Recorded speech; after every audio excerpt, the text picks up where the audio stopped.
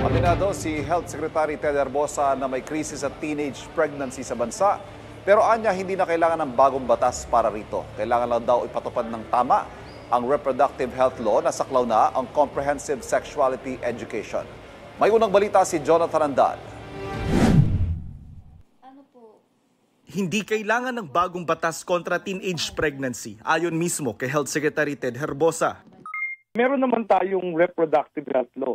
Ang importante ay maturuan natin ang lahat ng ating mamamayan na ang problema ay yung unplanned pregnancies at ang pagtaas ng mga namamatay dahil sa panganganak.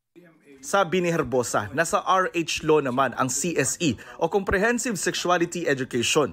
Kailangan lang daw itong ipatupad ng tama.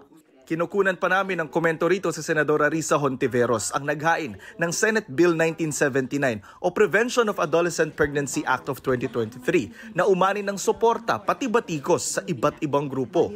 Naghain siya ng substitute bill para mas magkalinawan. Tinanggal na ang mga katagang guided by international standard na para sa mga kontra sa panukala ay tungkol daw sa masturbation o sexual feelings ng mga bata.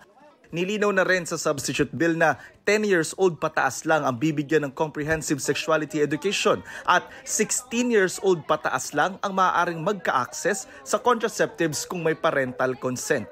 Isa sa umaasa sa panukala ni Hontiveros ang grupong The Forum for Family Planning and Development. May problema raw sa pondo ang sex education sa ilalim ng DepEd. Ang kaya lang ng DepEd nitong nakaraang administration ay 3 region lamang nila niro-roll out ito.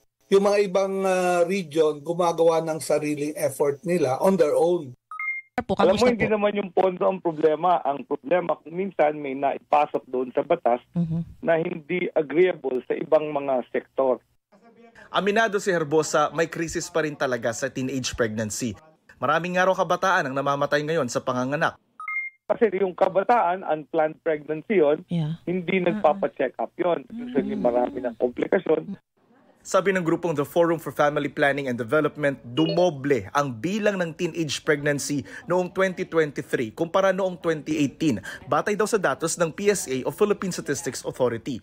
At ang pinakabatang nanganak, 9 na taong gulang lang. Ang mahalaga po ay information. Tamang information sa mga kabataan na umaasa sa kapwa kabataan o sa internet. Hindi yun na dapat ang source of information pagdating sa sexuality, sa relationships.